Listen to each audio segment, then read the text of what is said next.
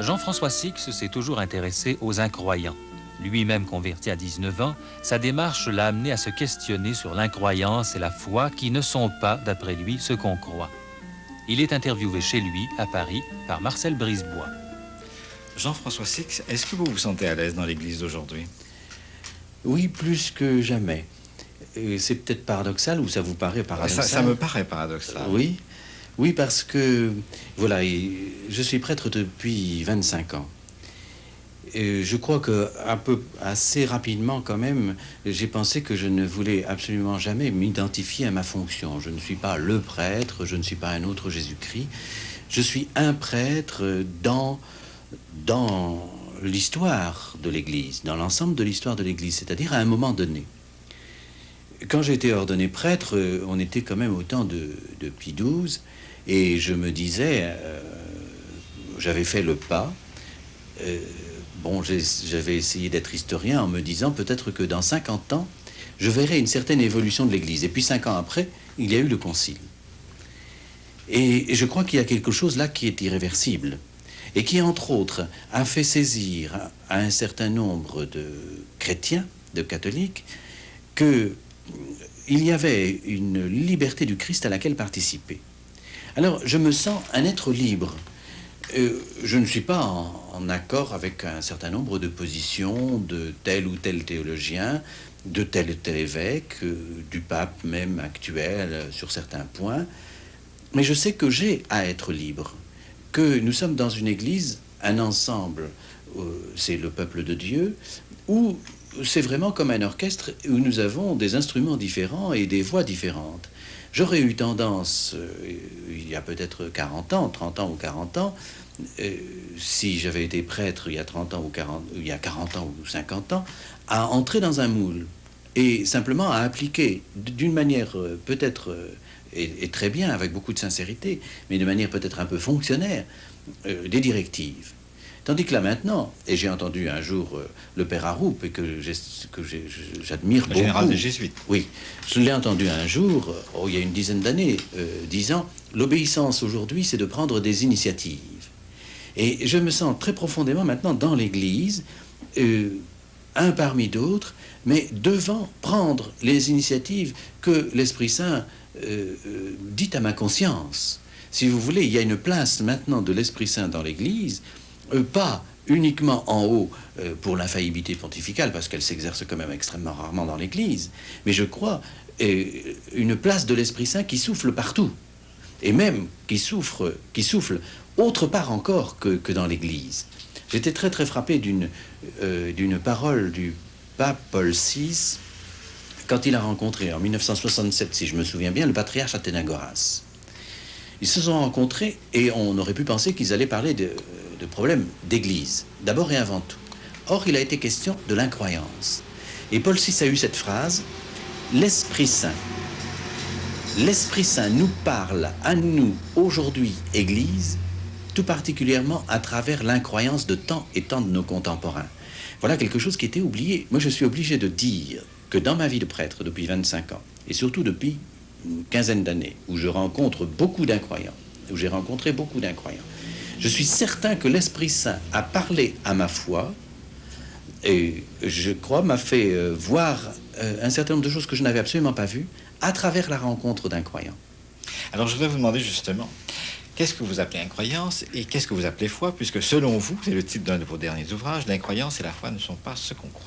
Oui, j'ai pris ce titre qui est un petit peu... provoquant, barbare, baroque, si vous voulez, tout ce que vous voulez, parce que pour moi, si vous voulez, avant tout était tout à fait clair. Il y avait d'un côté les croyants et de l'autre les incroyants. Il y avait ceux qui croyaient en Dieu et les athées. Bon. Pour moi, le problème de l'incroyance et de la foi ne se pose plus du tout comme ça. Il y a un certain nombre de gens qui pensent qu'ils ont la foi chrétienne et qui sont purement et simplement déistes. C'est-à-dire qu'ils pensent qu'il y a quelqu'un au-dessus de notre tête qui gouverne plus ou moins le monde, mais ils n'ont aucune envie de participer au Christ ressuscité aujourd'hui. Bon, et pour eux, ça ne signifie rien. Le Dieu de Jésus-Christ ne leur parle pas, n'existe pas pour eux. Bon. Il y a un certain nombre d'incroyants qui ne rejette pas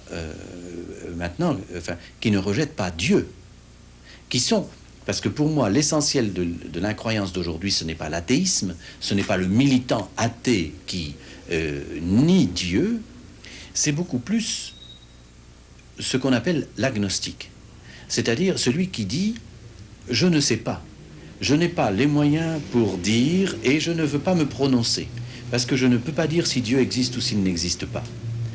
Mais combien d'agnostiques sont des gens extrêmement en recherche? J'ai eu comme professeur de philosophie Vladimir Jankélévitch, qui est pour moi un agnostique, c'est-à-dire quelqu'un qui, d'une certaine façon, réfléchit au sujet de Dieu, au sujet du sens de la vie humaine, de la destinée de l'homme, bien plus que beaucoup de théologiens, je ne dis pas seulement de chrétiens de tous les jours, de théologiens qui se sont enfermés dans leur fidéisme, c'est-à-dire une foi toute faite qui n'est jamais remise en question. Et pour moi, cet agnosticisme est une donnée fondamentale de notre humanité. Je vois constamment je ne vais pas nommer la revue, mais je lis cette revue des disciples de Moon, qui paraît en France sous un certain titre, et il y a toujours en dernière page, à la page de couverture, une citation d'André Malraux. « Le 21e siècle sera religieux ou il ne sera pas. » Ça veut dire, s'il n'est pas religieux, ce 21e siècle, nous courons à la catastrophe. Bon. Pour moi, tout cet esprit religieux, et tout ce que ça comporte, les sectes, etc., mais aussi toute une religiosité qui, de nouveau, envahit le monde, c'est bien plus dangereux pour la foi en Jésus-Christ que les agnostiques. Parce que cette religiosité est la plupart du temps une régression, parce que nous sommes dans une époque où on a peur de l'avenir de l'humanité, on pense qu'il peut arriver des tas de choses. Alors on s'enferme dans la religiosité, dans les sectes, dans la drogue aussi. Pour moi, c'est un petit peu la même chose. Au lieu d'être des êtres libres qui osent regarder en face les problèmes, l'incertitude des temps à venir, et c'est quelque chose d'extrêmement dur, et là les chrétiens sont souvent en retrait. Et vous ne m'avez toujours pas dit ce que c'est que la foi, justement. Et je sais même peut-être encore moins ce que ça veut dire maintenant que d'être chrétien, parce que vous venez de me dire. Moi, j'ai parlé de la foi au Dieu de Jésus-Christ. Hein. Oui. C'est-à-dire que je n'ai pas parlé d'une foi déiste ou théiste. Je n'ai pas parlé d'un vague sentiment religieux. Mais si j'ai bien lu votre livre, l'incroyance et la foi ne sont pas ce qu'on croit, ce Dieu de Jésus-Christ est un Dieu qui pour une large part, s'est dérobé à Jésus. Non, il ne s'est pas dérobé à l'homme. Le Dieu de Jésus-Christ est un Dieu qui, au lieu d'être dans ces sphères très hautes, a été absolument passionné par l'homme et a voulu vivre l'aventure humaine. Et il l'a vécu en Jésus-Christ. Et il l'a vécu à tel point qu'il pense que la vie humaine ne se termine pas à la limitation de la mort, mais que pour quelqu'un qui vit au plus profond la vie humaine et qui vit la relation avec autrui, il ne faut jamais oublier que les deux commandements, c'est pour ça que le Christ a été mis à mort, parce qu'il a insisté sur les deux commandements, en disant que le second, l'amour de l'autre, du prochain, était aussi important que le premier, et que c'était dans l'amour du prochain qu'on vérifiait l'amour envers Dieu. Sinon, comme dit Saint Jean, si vous dites que vous aimez Dieu et que vous n'aimez pas votre frère qui est à côté, vous êtes un menteur. Et vous êtes donc un mort-vivant. Vous êtes quelqu'un qui n'a pas la foi. Bon. Alors, pour moi, le Dieu de Jésus-Christ s'est profondément commis avec toute l'histoire humaine, toute l'humanité.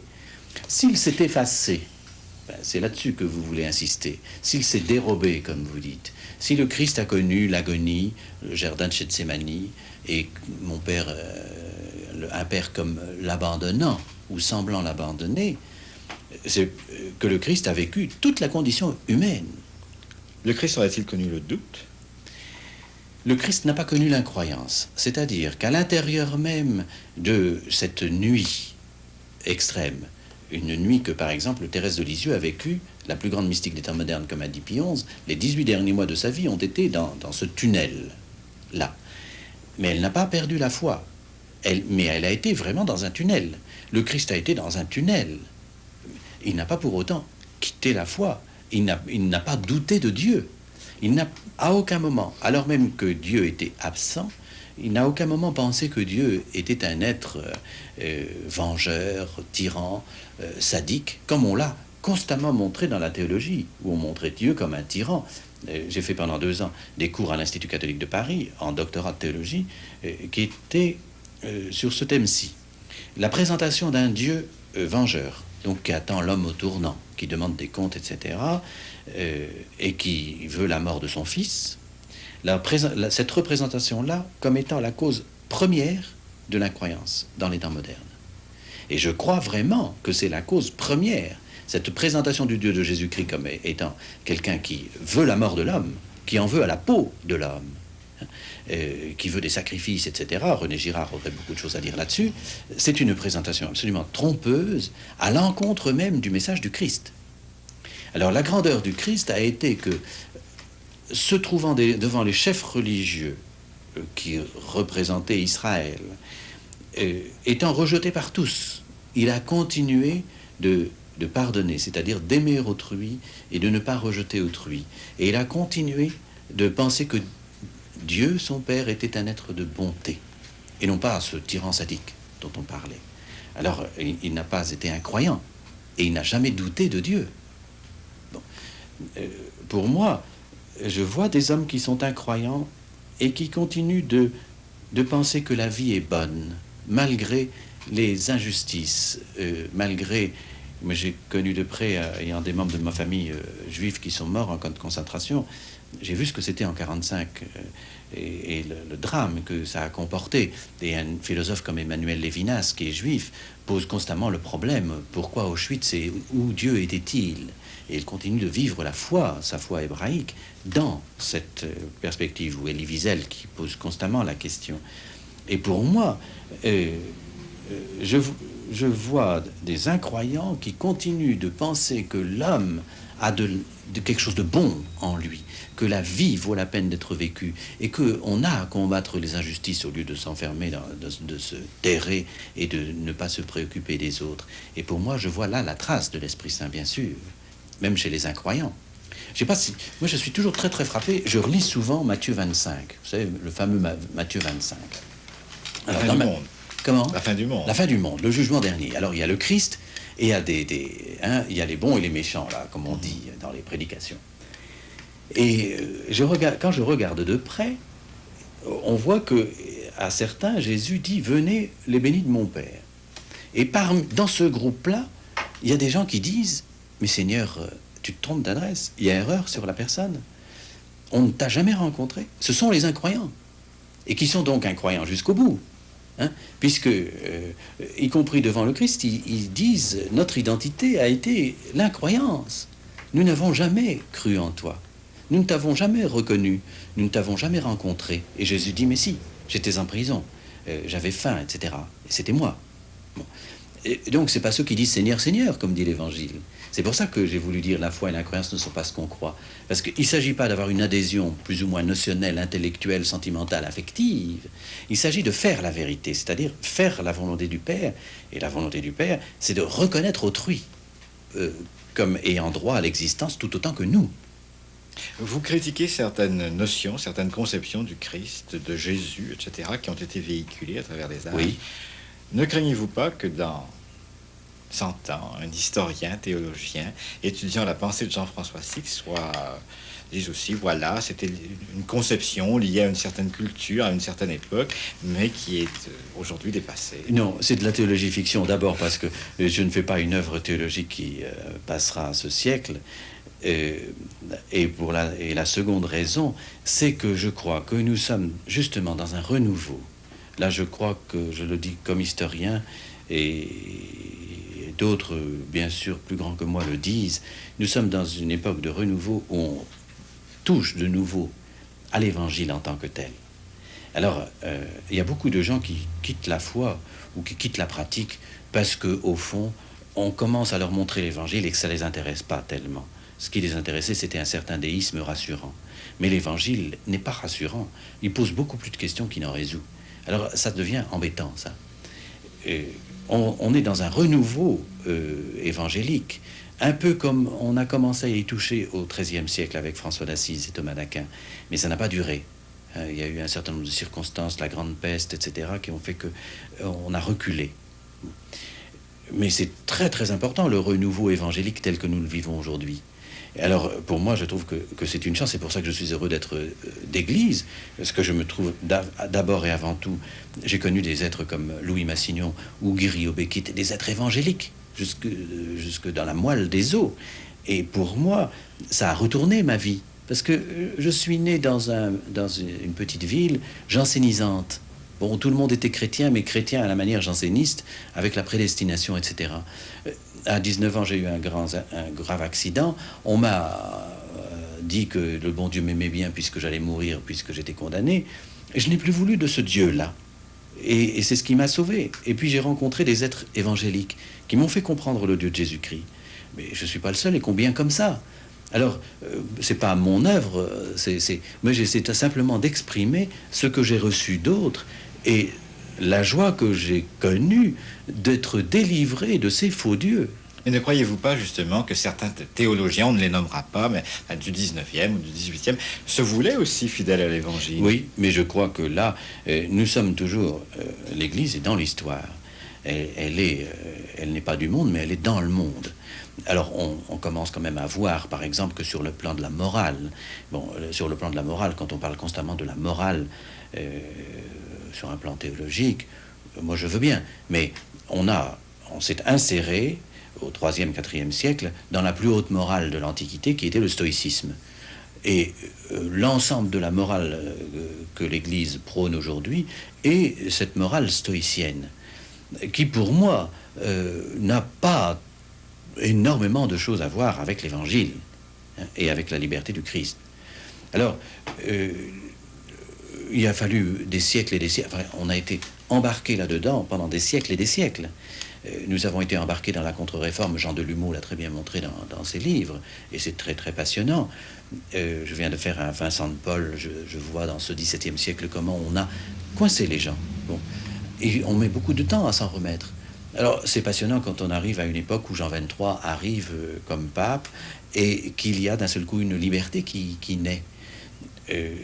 Moi je ne jette pas du tout la pierre, ils ont fait ce qu'ils ont pu. Et je crois que même il y a de grands théologiens qui ont dit des énormités, mais qui ont apporté une petite pierre et qui ont fait avancer et qui ont essayé de réfléchir. S'ils ont vraiment réfléchi, s'ils n'ont pas fait que d'être des perroquets qui répétaient la pensée précédente et qui enlisaient les gens, je crois qu'ils ont fait quelque chose. Ils ont essayé, mais ils ont dû se battre dans des conditions épouvantables. Pour moi, Thérèse de Lisieux, pourquoi j'ai écrit sa vie, ça m'a intéressé, elle a été victime de la spiritualité, justement, sacrificielle de son époque. Vous savez ce que...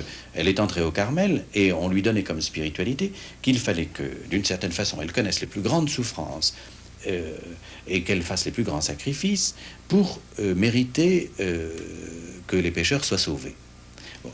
Elle a très bien vu, parce qu'elle était finaude et une vraie femme pleine d'humour, une Normande pleine d'astuce, elle a compris que lorsqu'on se faisait bonne sœur en disant « je vais souffrir pour les pécheurs », d'une certaine façon, on était pharisien, on se mettait au-dessus des pécheurs.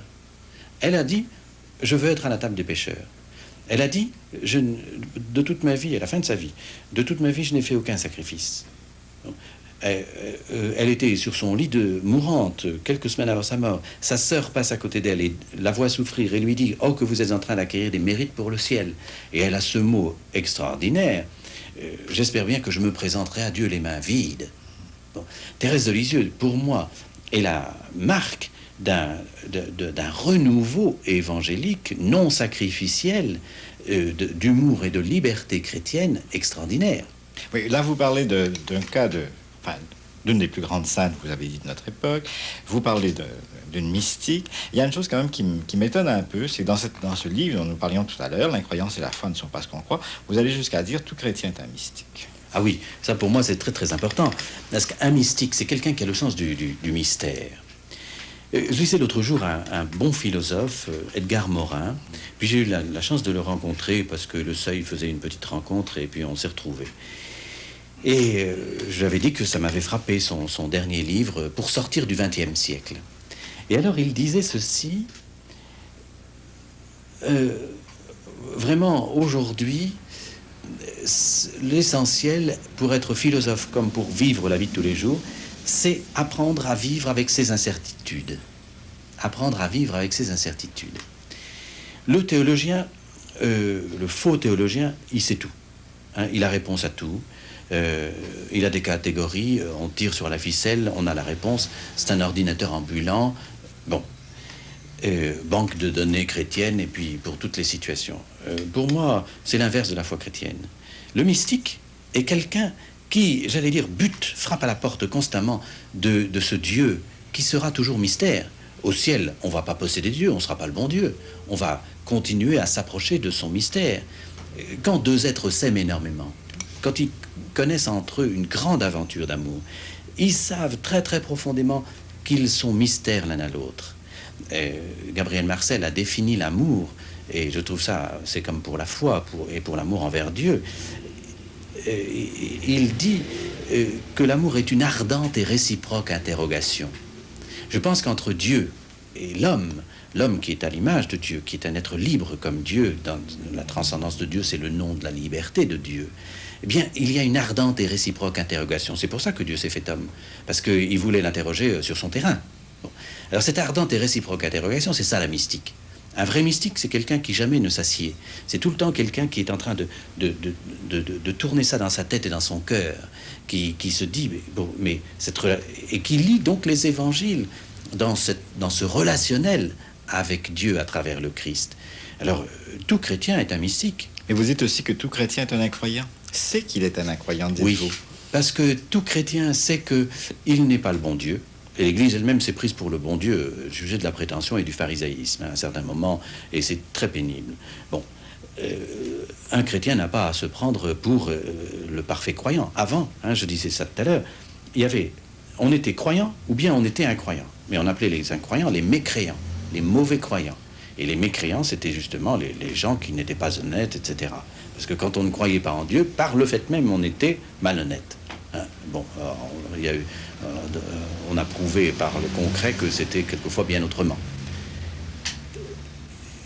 Tout chrétien sait qu'il y a une zone d'incroyance en lui, c'est-à-dire une zone qui se refuse à cette ardente et réciproque interrogation avec Dieu, que la foi n'est pas naturelle à l'homme. Le déisme, croire en Dieu au-dessus de notre tête, c'est tout naturel à l'homme pour moi. Mais la foi au Dieu de Jésus-Christ, c'est ce travail d'interrogation réciproque, ça on s'y refuse.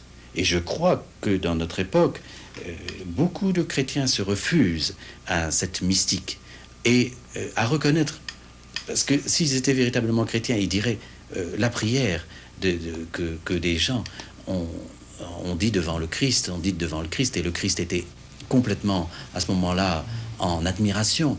Seigneur, je crois, mais augmente ma foi. Si on dit je crois mais augmente ma foi, c'est qu'on reconnaît qu'on a encore beaucoup d'incroyances, qu'il y a beaucoup de chemin à faire, tout un cheminement spirituel, toute une avancée, et que c'est ça qui est passionnant. Si on est déjà tout en avant de l'Église et qu'on a tout, comme le pharisien, et qu'on sait tout et qu'on a tout bien fait, c'est plus amusant d'ailleurs. Moi, je trouve, sur le plan de l'humour, sur le plan de la foi chrétienne, que c'est beaucoup plus intéressant de se dire « je suis encore au b.a.-ba et j'ai encore beaucoup à apprendre, beaucoup à découvrir, et c'est passionnant de découvrir le Christ. » Oui, mais pourquoi l'Église? Est-ce qu'elle n'est pas justement l'obstacle à la rencontre de Jésus-Christ?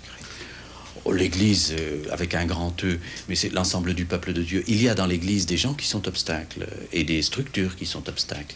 Il y a aussi en même temps des gens absolument passionnants. Il y a des gens passionnants pour rencontrer le Christ en dehors de l'Église, mais ils font partie, pour moi, devant Dieu. Mais c'est l'affaire de Dieu, c'est pas notre affaire et c'est pas mon affaire et je ne juge pas. Mais je crois qu'ils sont beaucoup plus proches de Dieu que d'autres. Mais il y a dans l'Église des gens, et moi j'ai beaucoup reçu de gens d'Église. J'ai cité Louis Massignon, j'ai cité Guy Riobé, sans parler de l'abbé Huvelin, Charles de Foucauld, Thérèse de Lisieux, le père Chevrier. Tout cela vous avez étudié? Ben oui, mais je les ai étudiés, je les ai pas étudiés. J'ai rencontré des vivants. Personne n'a eu d'influence sur moi. Comme le prêtre qui a eu le plus d'influence sur ma vie, c'est quelqu'un qui est mort 30 ans avant que je naisse. C'est l'abbé Huvelin. Parce que dans son époque, lui qui a été un être tout humble, bon, il a laissé un certain nombre d'écrits et il s'est comporté de telle manière que ça a transformé ma vie de prêtre. Vous dites que vous êtes prêtre, qu'est-ce que vous voulez dire? Je participe à ceci qui était dans le cœur du Christ, d'être au cœur des communautés chrétiennes, celui qui rappelle constamment le véritable amour du Père, c'est-à-dire un amour sans aucune exclusive, et qui invite la communauté chrétienne où il est à aller annoncer constamment l'Évangile à ceux qui y ont droit, c'est-à-dire ceux à qui on ne l'a pas encore dit, alors même qu'ils ont déjà rencontré l'Esprit Saint, puisque l'Esprit Saint est au-delà de nos limites, bien sûr. Quand on me demande de parler du Christ et que je parle au cœur d'un incroyant, par exemple, je sais que l'Esprit Saint est déjà là, et que s'il y a conversion, c'est l'Esprit qui convertira, c'est pas moi. Conversion au Christ et non pas à l'Église, non pas à l'institution. Conversion à l'Église comme épouse du Christ. Thérèse de Lisieux, dans sa nuit de la foi, a eu en septembre, 1 an exactement avant sa mort, un très beau texte sur l'Église. Et parce que ça lui posait une grosse question, l'Église. Hein. Et alors elle a dit à ce moment-là, l'Église se prend pour des mains et des pieds. C'est-à-dire marcher comme un missionnaire, aller jusqu'au bout du monde, ou des mains, faire des tas de choses. Et elle a dit, non, l'Église est épouse du Christ. Au plus profond d'elle-même, et elle est un cœur brûlant d'amour. Alors, c'est occulté, dans un certain nombre de siècles, ça a été occulté, mais je crois fondamentalement à l'Église, je crois fondamentalement qu'elle a reçu de l'Esprit Saint dans la Pentecôte un cœur brûlant d'amour, et que les plus mauvais papes, les plus mauvais évêques, les plus mauvais prêtres n'y peuvent rien. C'est-à-dire, oui, ça occulte, mais c'est intouchable, ce cœur d'une véritable épouse. Alors, cette épouse, de temps en temps, prend des traits, à cause des chrétiens, des traits un peu pénibles. Jean-François Six, je vous remercie. Rappelons que le livre remarquable de Jean-François Six, L'incroyance et la foi ne sont pas ce qu'on croit, est paru aux éditions du Centurion.